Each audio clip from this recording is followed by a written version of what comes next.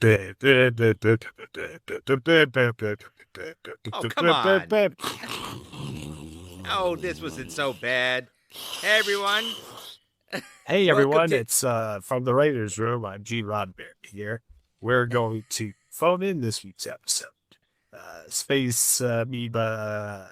Anyone feels sick, got a headache, Spock almost dies. Roll credits. Come on, we got to get to the next one here. Right? We got a hot day tonight with two or three hit chicks. I got no idea what's going on. They're stoked out.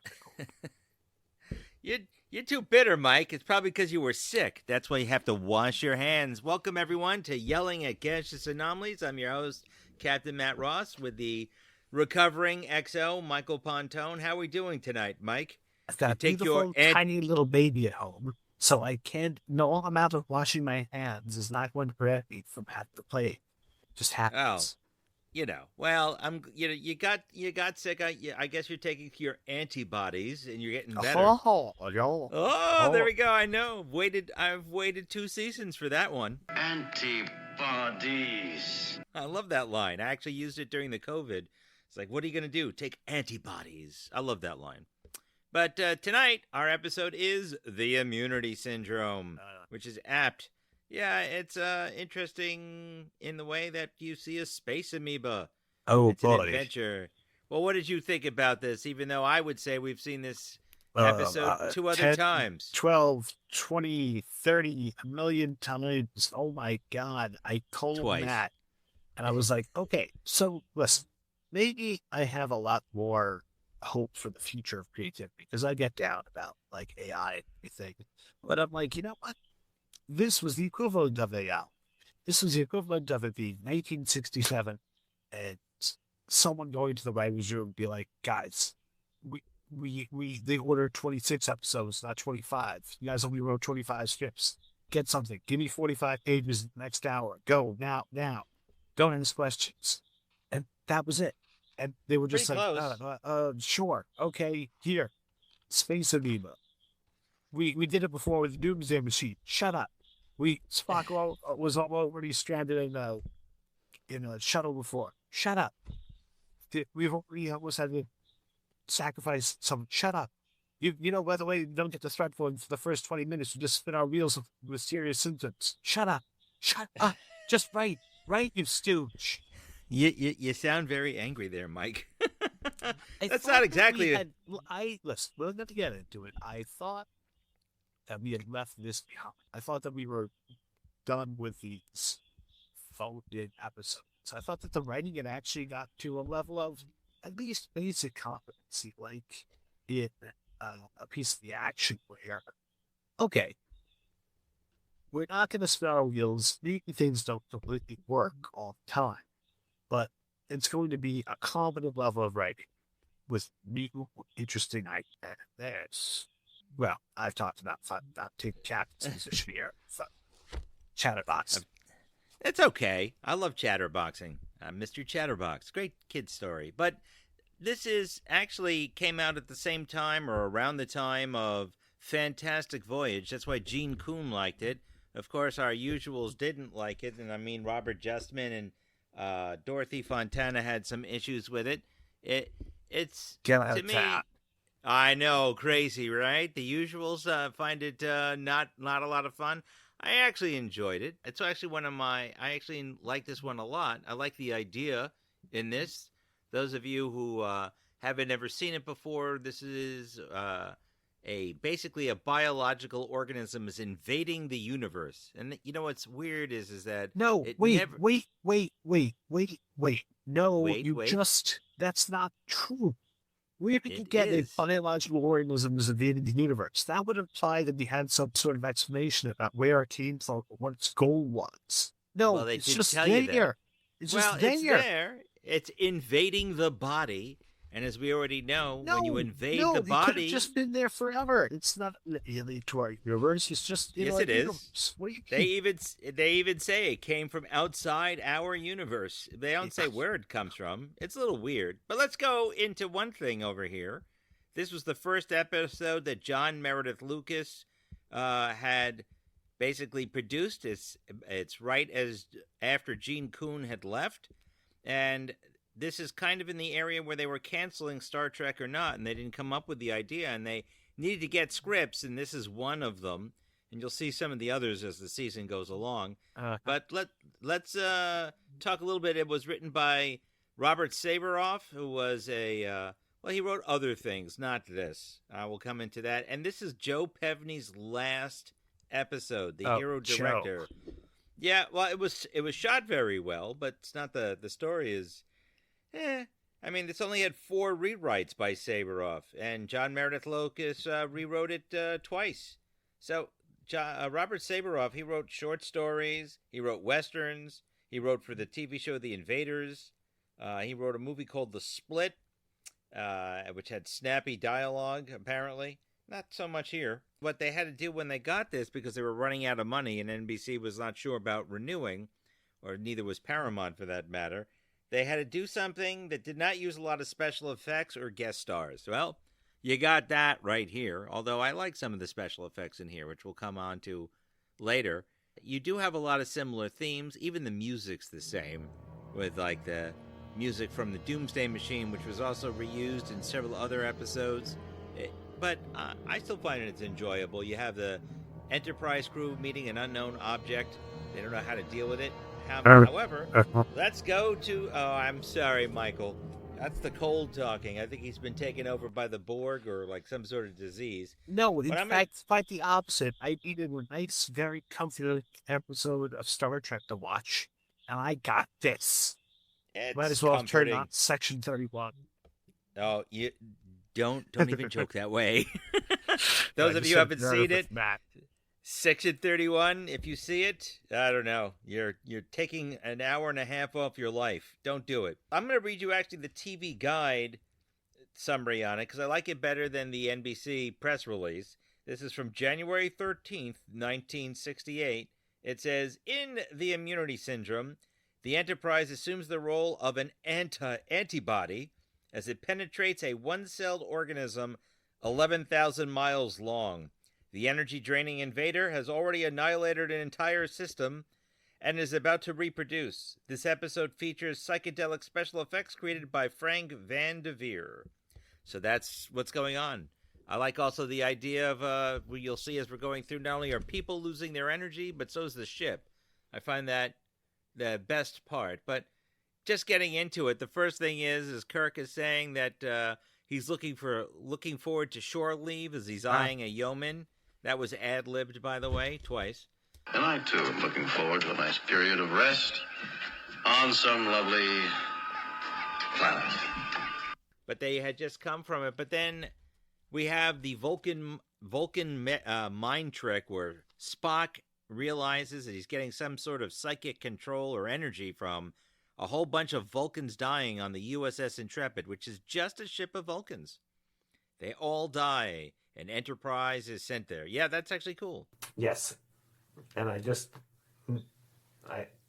noted him at, interesting, and that the concept of an all-Vulcan ship was revisited in DS9 in Take Me Out to the Holosuite, that the jerk Vulcan captain has a crew of all Vulcans, which I have to say, I was talking to Matt, a little bit prejudicial of the Vulcans, but makes a lot of sense, because it's like, if you're going to go more than half Vulcan, you might as well have all of them, because even 1 or 2 humans are going to feel kind of out of place and kind of bored.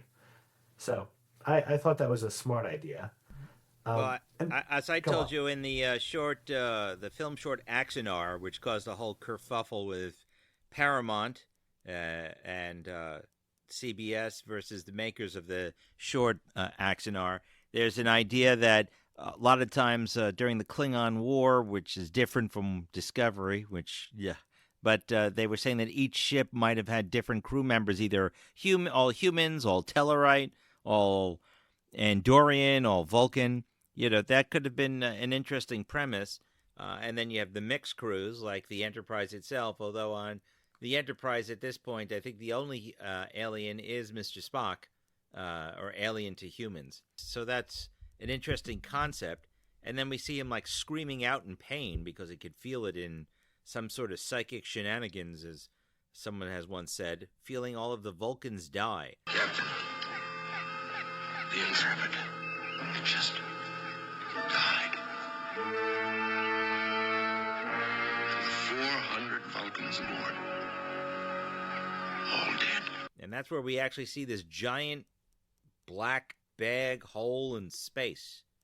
Yeah. That was kind of weird. I do like the way that kind of just appears there. It's almost the same effect in both the enhanced version and the original one, that where you can see through it. Humorously, in Next Gen, when they go to the place where Silence has lease, Data can't find any reference to a giant hole in space. And I'm thinking, what, you weren't paying attention to the original series? Guess not.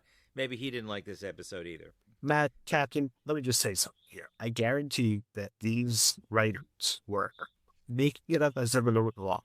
When they say big black hole, they wrote that. They did not have space in mind, that if 20 pages were going to use the space. I can tell when they're just trying to eat up pages and stuff. Well, I'm going to have to disagree with you there, Mike. I mean, the idea originally was some sort of alien creature to come out there, and they didn't know what it was. But I will agree with you. One of the main complaints about this is that it's too talky, a lack of tension, and there was just not enough action. It was trying to be Fantastic Voyage, which is different. I don't know if you've seen the I love Fantastic Voyage. You kidding me? Donald Pleasance? Great. Yes, Yep. absolutely amazing. Yeah. And by the way, like, very, very cool kind of sci-fi. It kind of scared those white antibodies freaked me out as a kid.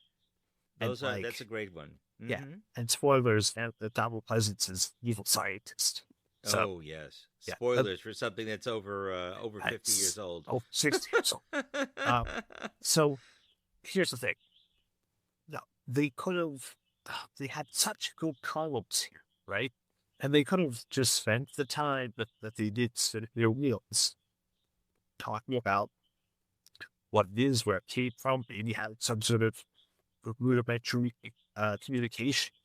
That, again, I called out Captain, talked about this before, as I said, this is exactly like Star Trek The Motion Picture, where you have a big, gigantic machine instead of a big, gigantic organism.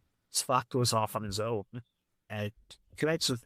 And it's like, well, that would have been a smart move. Spock, the reason why Spock was going off on his own was to communicate with it by me trying to do a mind meld, see once. And by the way, ladies and gentlemen, if you were like, well, you just skipped over the first half of the episode.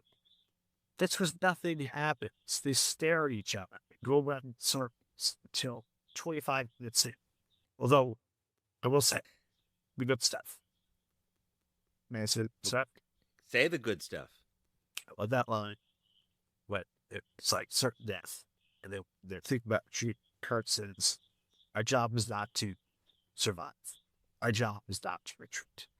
And it showed me like this is a lethal battleship, like a ship. It's not the Enterprise D, a bunch of fountains, kids running around. It's a small crew that knows the risks. Sorry for the red. Go. No, you're right. I mean, it's professionalism. There's controlled emotion. They're professional in face of certain doom. They're also exhausted from their prior missions over 2 seasons, or 1 season, if you will, because they had shore leave before, and they're tired. And on top of it, when they go into that zone of darkness, it's beginning to sap the life energy out of all of them. They have to take stimulants. Well, there's nothing organic. They all seem to be nervous, weak, and irritable. They say it happens suddenly like a balloon popping. Can you handle it, Bones? I'm giving them stimulants to keep them on their feet. I'm just trying to think, what are those stimulants? Vitamin A shots? Cocaine? Who knows? It is the 60s. Yeah. But is it the 2260s or 2360s? But they're losing energy as they're going through. But not just them. The ship's losing energy. They're losing energy. They got to figure out what it is. I do like that. One humorous thing is that Mr. Kyle is on the bridge. He's called Mr. Cowell. Because they had to change his name because now he's wearing a gold shirt. They changed his name. I thought that was weird. But yeah, I understand what you're saying. It's a lot of talking. They don't know what it is as they are flying into this darkness. Speculation, no information, nothing. I've asked you 3 times for information on that thing, and you've been unable to supply it. Insufficient data is not sufficient, Mr. Spock. You're the science officer. You're supposed to have sufficient data all the time. I'm well aware of that, Captain. But the computers contain nothing on this phenomenon. It is beyond our experience, and the new information is not yet significant. The losing power.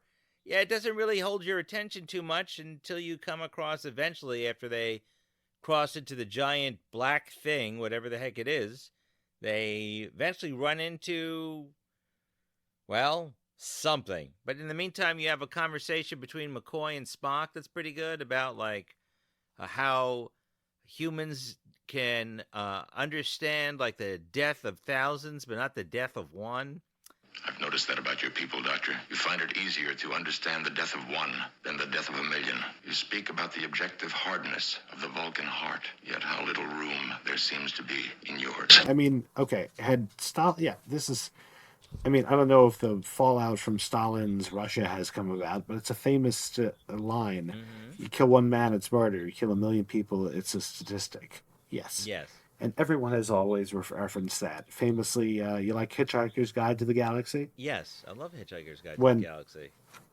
The main character is reflecting on the fact that the Earth just got destroyed, and he was trying to think of, like, you know, if he's having an emotional reaction, and he's like, oh, think of my dog. Oh, no, that's doing something. But it's like thinking about millions of people getting killed instantly. It's like, no, not really moving the needle. Well, you could also go with Daffy Duck when the Martian's trying to blow up Earth, and he's coming up with, why would Duck Dodgers miss the Earth? Well, I mean, there is Sardi's at 38th Street, so, and they have, you know, cheesecake. So that's a big deal. It's good cheesecake. But, yeah, I do like some of the idea of the mystery here. It's a little weird. But it does feel samey too. You got the blood-sucking cloud. You got the Doomsday Machine. At least the Doomsday Machine, you're on it right away with the destruction and so forth. Here, you don't even see the destruction of the Intrepid. You just see, like, basically McCoy going around giving everyone a shot. And by the way, there's another nurse. It's not Majel Barrett, who's blonde, giving everyone a shot of whatever the heck it is. I recognize that. There was Majel Barrett stunt up. I think it's very funny. It's like, oh, what, are all the nurses on the Enterprise blondes? No, actually, but I thought that was pretty funny. It's like everyone's tired. You got people collapsing on the bridge. I do like the concept that everything is draining out of the ship's energy itself. And then they have the problem of, like, well, how come every time we push backwards, we're going forwards? I mean, I don't know why it took Spock to figure out reverse energy to do that. But that also, there's no explanation. Why are things working backwards? I didn't really kind of understand that. Why are they in this giant black nothing and Spock has no answers and Kirk's getting frustrated at him, like why he has no answers? Is like, well, we can't figure out anything. It's just this weirdness in space, and they can't figure out what it is. The boundary layer between what and what? Between where we were and where we are. Are you trying to be funny, Mr. Spock? It would never occur to me, Captain. Although at the same time, it's scary. You've got like a giant something coming towards them. You don't even know what it is at this point in the episode. But let's just, get to it. The thing you see on the screen, a big, giant, blobby thing, that single-celled organism, when they do run into it, when it has found them. What did you think of that effect, at least, of that single-celled organism? Cool, sure, I guess. You really hate that single-celled organism? No, I think it was just fine. It was just fine. We've seen other things. Yeah, the big green hand of Apollo looked more interesting. Well, that's true. This thing is, by the way, done everything. with... The Corbinite maneuver, the Doomsday Machine. You are giving a compliment to the Corbinite maneuver? Who are you? What have you done to Mike? It was more visually interesting. And again, later on, we already had the Doomsday Machine. And you know what we had with the Doomsday Machine? An origin, an explanation. This is a machine that's out of control, that's set to kill. And then, later on in TNG, we have a big, gigantic, malevolent, consuming space entity that... Snowflake. Yes, the crystalline entity. But you know what? That is not the plot. It is a springboard off of other plots. It is Lore and Data and his mother dealing with the crystalline entity, and the Federation dealing with the crystalline entity, and knowing that it's a destructive force, but also knowing that it's potentially sentient. Maybe it doesn't know what it's doing. Oh, and the probe from Voyage Home, that obviously another big not malevolent but destructive space entity going through space, destroying everything around it. But that was a springboard to a whole fascinating tale about that makes us reflect on our own nature in this world, and whether or not we're the apex entity.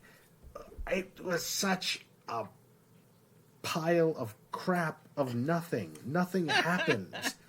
And that's the thing. We have a million examples of how you could have gotten a similar story and had things happen.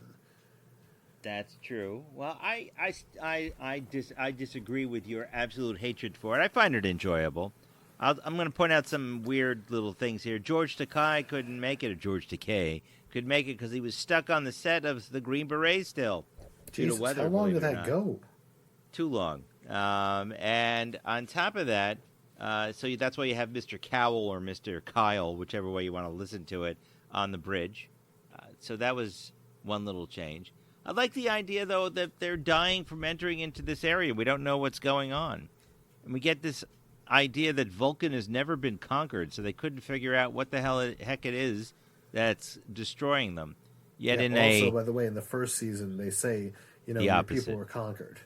Yeah, no, so easily conquered. That's when McCoy has his sip of the true.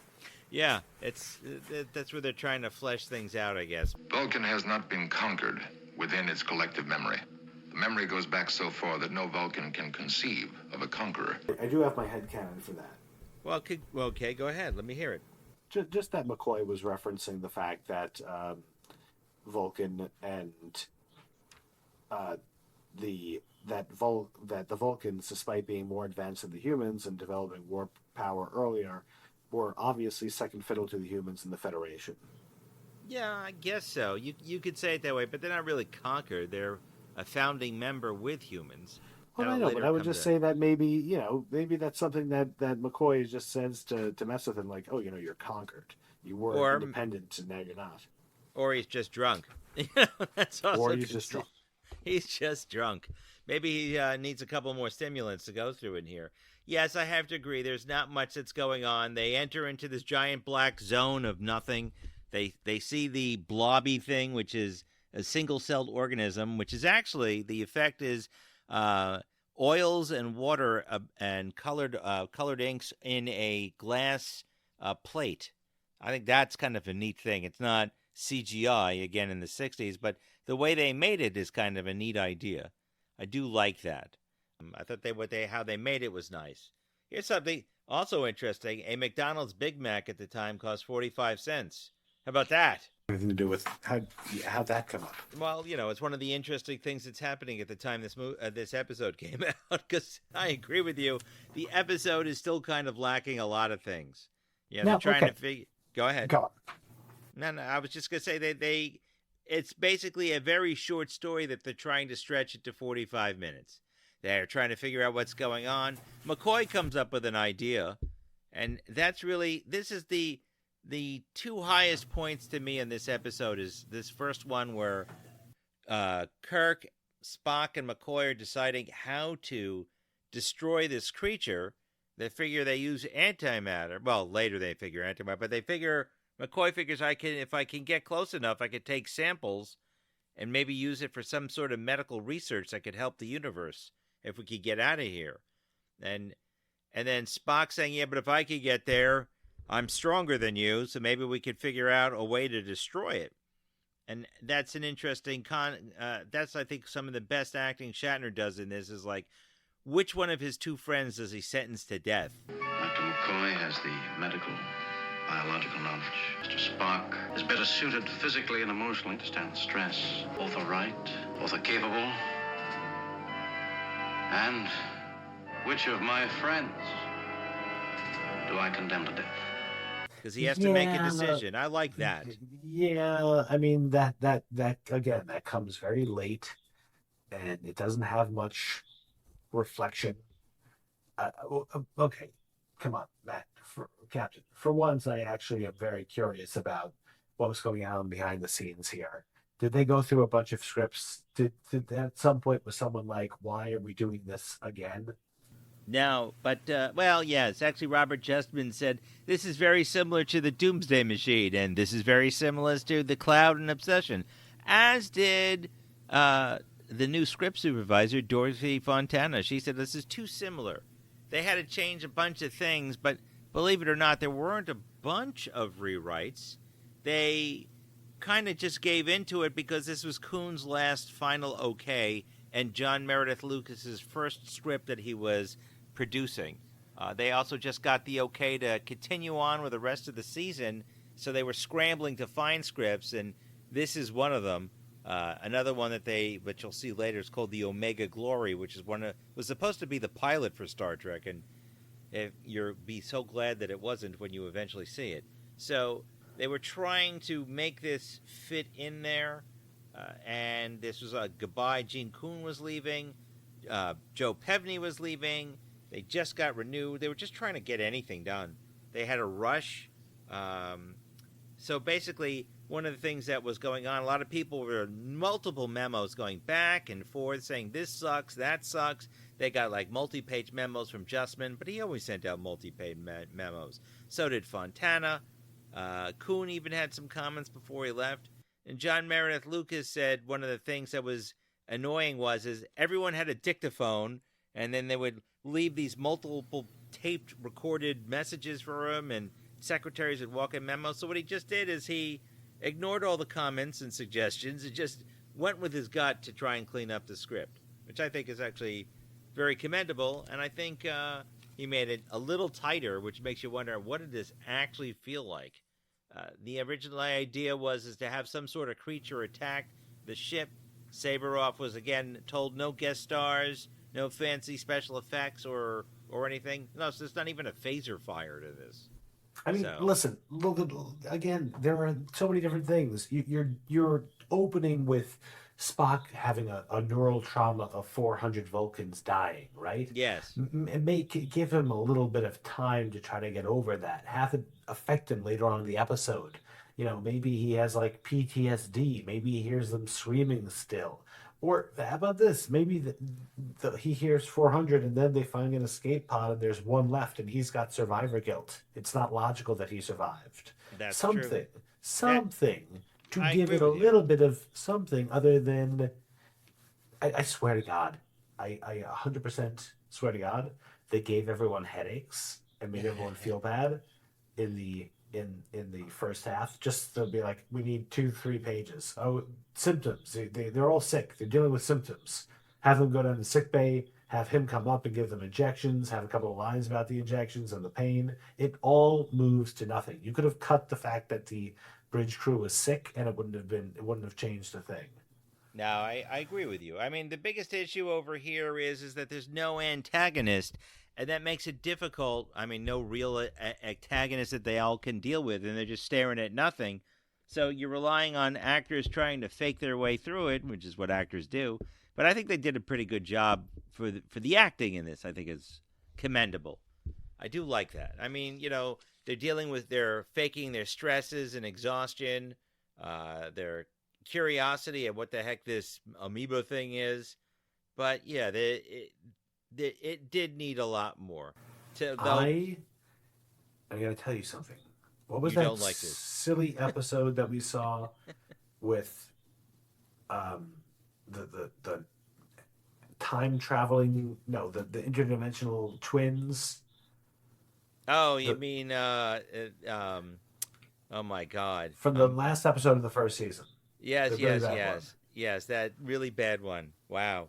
I can't believe I'm blanking on it. I hate it so much. Yes. Whatever that is. Something paradox. Now I'm gonna look it up. Now I'll get it because it tasks me. It's terrible. It tasks me. I'm looking at it right now. Alternative factor. How's that from memory? What of Lazarus? And what of Lazarus? Very impressive. Thank you. I just talk it through, and eventually I see the beards coming right at me. So, yeah. Point is, I'm going to tell you something. That was more interesting than this episode. No, I disagree with that one. All right. I always still want, just to remind all of our fans, I always want the alternative factor to be good. I would actually rate this higher than the alternative factor. I can't diss Immunity Syndrome with the alternative factor. The alternative factor was a hot mess all the way through. At least this has one specific story arc that you could follow, and there's no beards. So there's that. You didn't see two giant cells, one with a beard, one with a little bit worse of a beard.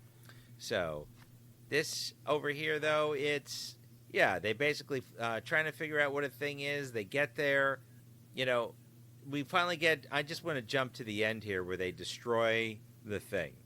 They get there where Spock has gone into the protoplasm of this, whatever this is, and he's slowly dying, and they figure, well, that's the end of Spock. What are we going to do?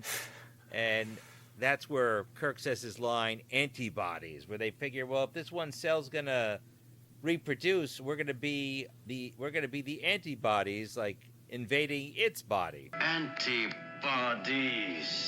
But what we don't even know. This thing could have been around for millennia, for billions of years, for trillions of years.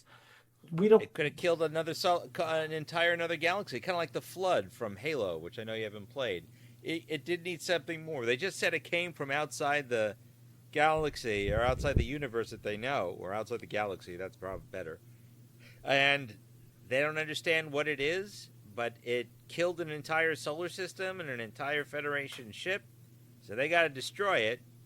But going through that wall of the cell, and they're trying to destroy it. This is the part I actually like. Is this like the last 10 minutes where Scotty keeps telling them we really got to save power, and Kirk is trying to save Spock's shuttlecraft and using the remaining power that they have, and the Enterprise literally runs out of gas. Aye, sir, but I can't guarantee it'll hold when the warhead explodes. The power levels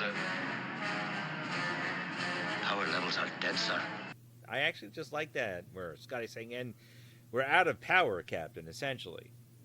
But the ending itself doesn't make any sense. They set off an antimatter explosion. It destroys the creature, which somehow also destroys the zone of darkness that surrounds them, and they're okay. It just doesn't really have a lot of punch to it. The part that always drives me nuts is everyone's running around the ship while they're, quote, shaking back and forth, and Shatner moves to the left, and then he moves to the right in his chair. I always find that funny. That's all the shaking he does, but maybe they didn't like this story either, because it was like, Yeah, of course. Why is he going to try to give himself sciatica pain over this tale? Yeah. You know what? He's done shaky before. He's taken tumbles for the crew of the Enterprise and for Gene Roddenberry and for Pevney. Yes, he's. Let me tell you. At the Game Masters, he did that sweet stunt where he flipped over and undid his handcuffs at the same time. He could do more than a jostle back and forth. Oh, you may turn left and to the right on the chair. He's got some maneuvers. That's right. Yes, it's a little silly. But I do like the tension. You even have that countdown music, like I would call it the Jaws-ish movie, dun, dun, dun, where Scotty's saying how much power they have, and I just like that. The power levels are dead, sir. I find that that part I actually like. That little tiny exchange between Scotty and Kirk. And everyone's looking at each other going, well, I guess we're all dead. And we all know they're not, because it's a TV series. But that little bit I do like. But the rest of it, it's kind of it is draggy. It's draggy. Doesn't really have an antagonist. You could go like, oh my God, they're all going to die. It is weird. I agree with you. I mean, they don't know anything about it other than it eats things. I don't know necessarily if you could communicate with it. It's a single-celled organism. It doesn't have organelles per se. for like communication, or at least they don't say anything about that. Yeah, that's about it in this episode. In a sense, it's a short episode. Yeah, I know, because nothing happens in 45 minutes, and then at the very end, he almost is going to get killed, but they find him with a tractor beam, and they save his life. Boy, howdy. Yeah, well, and then, you get that memeable moment of Kirk and McCoy shaking their heads going like, yeah, Captain McCoy. So you have that. Do not risk the ship further on my behalf. Shut up, Spock. We're rescuing you. Why, thank you, Captain McCoy. I want to point out there's an interesting, like a special effects shot. Well, not a special effects, but a continuity error. And there is that kind of weird moment between McCoy and Spock where McCoy walks him down to the landing bay, and he's pretty much saying, like, I wanted to go on this. And Spock is saying, like, you got to let me have it. My people died here. And he can't even wish Spock luck. But the weird technical thing is that when they're down there, McCoy's wearing a short-sleeve medical shirt, but the arm that opens up the control deck has got a long-sleeve blue shirt. Well, also something that I realized, too, while Spock and McCoy were walking hand in hand with each other, their blues, their blues are made of different fabric and different tones of blue. I mean, I know that's a deep cut. I know that, only someone staring at it like a big geek would see that, but like those are two outfits made of completely different materials. Well, yeah, McCoy's is a satin. That's his medical duty uniform, and Spock's wearing the standard velour, which is what they're wearing at the time. This is also one of the few the second episode, I believe, of where Kirk's wearing that wraparound green. Colors do pop. I will give you that. Yeah. I liked the green tunic, which I never really got. We never got an explanation on, but yeah, I think it always looks good. Kirk always looks great. What am I going to say? William Shatner in his prime, fantastic. Yeah, they wanted the green so the captain would stand out more. So in other science fiction, like in Honor Harrington, where the crew all wear different types of berets, the captain wears a white beret. And those of you want to read Honor Harrington series, which is okay. We see that a little bit in TNG. When Picard has a couple of episodes wearing that, I actually really liked it. That cool velvet overcoat with the black. The jacket. Yeah. I'm not a fan. Oh, no, I thought it looked all right. I thought it looked kind of cheap and tawdry, actually. But they're first of all, they're wearing more pajama uniforms anyway in TNG. So that's true. This is more of like duty uniforms of the day. It feels like it anyway. Yeah, I was watching the first an episode of season 2 of TNG the other day. And, it's rough. No, I mean, it's okay, but those costumes, terrible. I personally really, my favorite, I really like the later TNG costumes, but I'm also a big fan of the redesign post First Contact with the blue tunics. Oh yes, where the color of the sections are just are like the dickies or the shirts underneath. Yeah, that's a lot more interesting.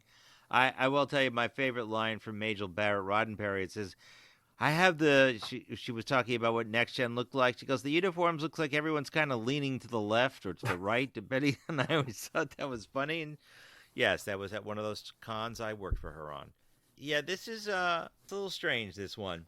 I like the idea of it. Let's just see. Let me come to the odds and ends, because I think we're only wrapping out of things besides knowing that Big Macs cost 45 cents. That sexual line between the Shatner staring at after they destroy, he goes, "I still want to take a shore leave on some lovely planet," as he stares at the yeoman or whatever she is.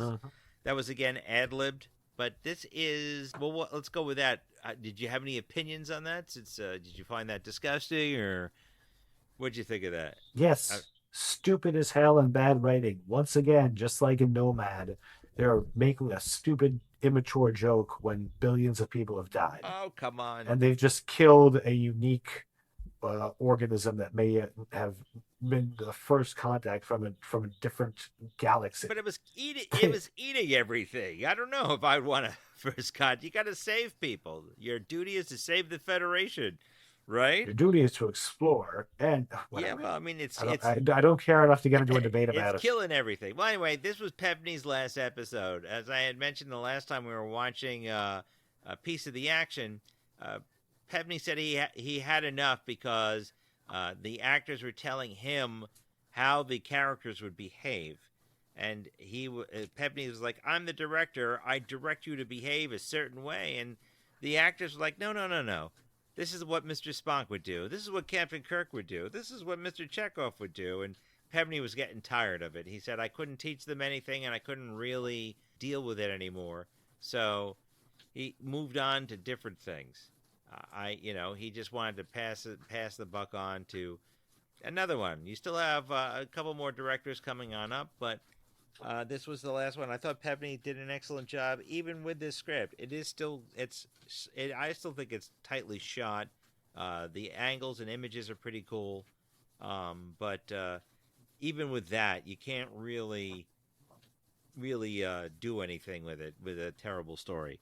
One other notable thing: Peggy Vickers, who was the head of the Leonard Nimoy fan club, came, and she was. How cool the sets look, Peggy Vickers was saying, and she's just a regular person. She's like, wow, the special effects or the sets all look like real computers and like a spaceship. That's one of the things I always notice is that people who came to visit the set or say to go make it all looks like real on some level, as opposed to like just imagining cardboard. And I think it conveys it always through here is that it does look like a real starship or what a starship could be. So that was that. That's interesting. It's kind of hard to find a lot of things in this. I mean, I still like the idea of the giant space amoeba, but I'm gonna dare say this might be the episode of everything that we've seen where the least happens. Pretty much. Well, I don't know.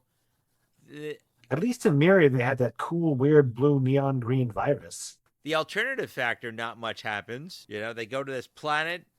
They meet Lazarus, and then the other Lazarus, and they go through a flying newspaper. I mean, I will tell you the research group liked it. The research group, that's DeForest Research, said that one of the reasons why they like Star Trek is they have to do all this research, but they actually sit down and watch Star Trek as opposed to just analyze it. So I thought that was okay. In the credits, William Blackburn, the stuntman actor, is in the credits sequence at the end. You'll see him as a robot, but that's for another episode.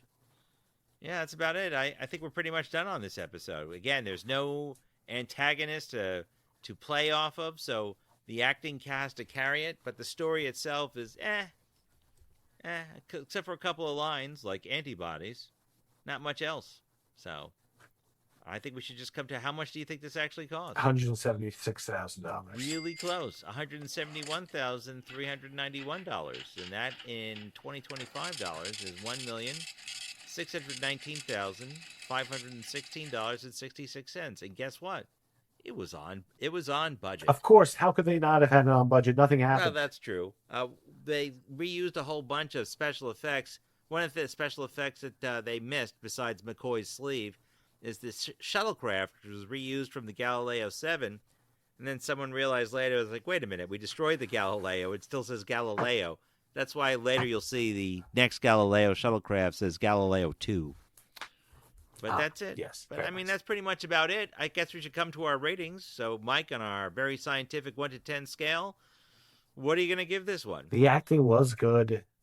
The shots were good. I liked the shots of the shuttlecraft leaving. And I liked the consistency of, the hey, we're a naval ship. Safety is, not always guaranteed. Everything else stunk. It hit all the things that I hate. Underwritten, no explanation, characters acting not like themselves in the wake of the circumstances. I give this a 3.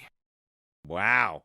Well, I disagree with you. I think the characters kind of do act like themselves. And to me, it's a little bit of a guilty pleasure, mainly because I like the pretty shots of the Enterprise flying into the whatever the heck it is. I like the idea that there's some sort of weird life form that we don't know. I think the acting's great. I like the colors. I just like the idea of the Enterprise losing powers, although I still don't understand if they're running out of juice and gas, how everything just regenerates. I'm actually going to surprise you, and I'm going to give this a 7.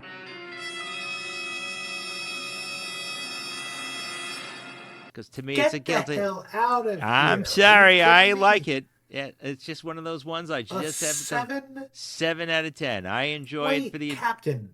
You're telling me that you like this more than a piece of the action? Yes. I like the more of the science fiction thing than the jokey nature of a piece of the action. As I told you, it's not one of my favorite episodes. This is not one of my favorite episodes either, but I do like I believe this. I thought 6 at the absolute most. Hey, listen. I have to get I gotta like what I like. I like flying through weird goopy stuff. It's kind of neat. So there. Oh, Captain. This might be the biggest gap we've ever had. Now, I'm sure we have some other ones, but it's okay. I don't know if we've had a 4-point gap. Well, I think we have, but I still like you as my executive officer, so I'll tolerate you. Please do not reassign me. That's okay. I might send you to the agony booth, though.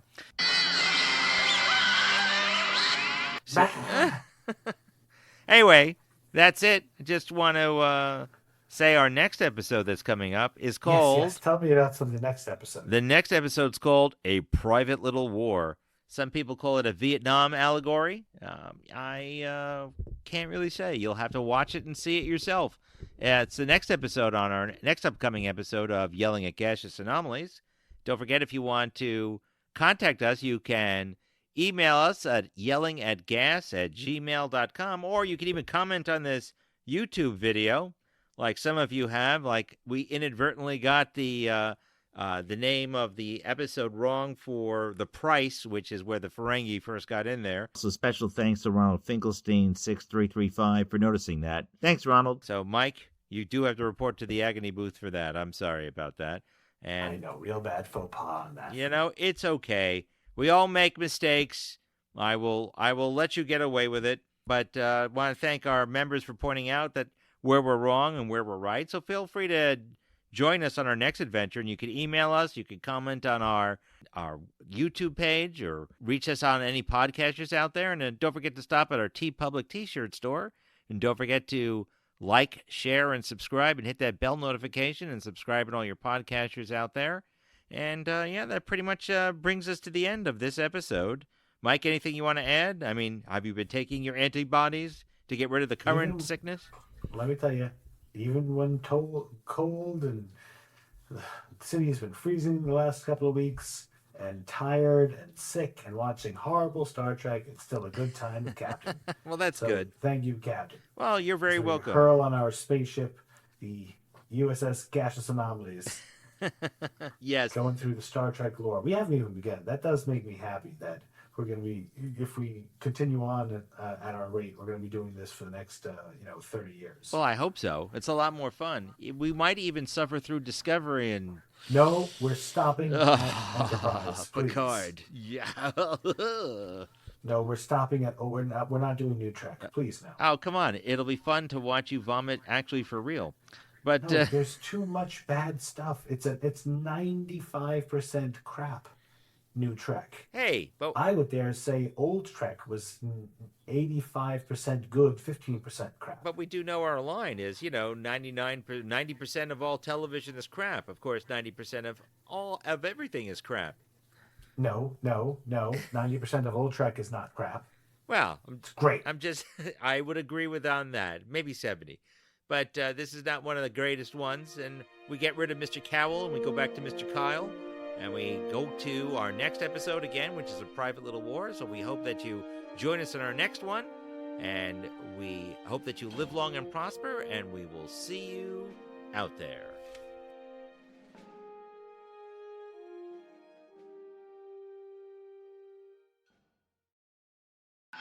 I'm still looking forward to a nice period of rest and relaxation on some lovely planet. Antibodies.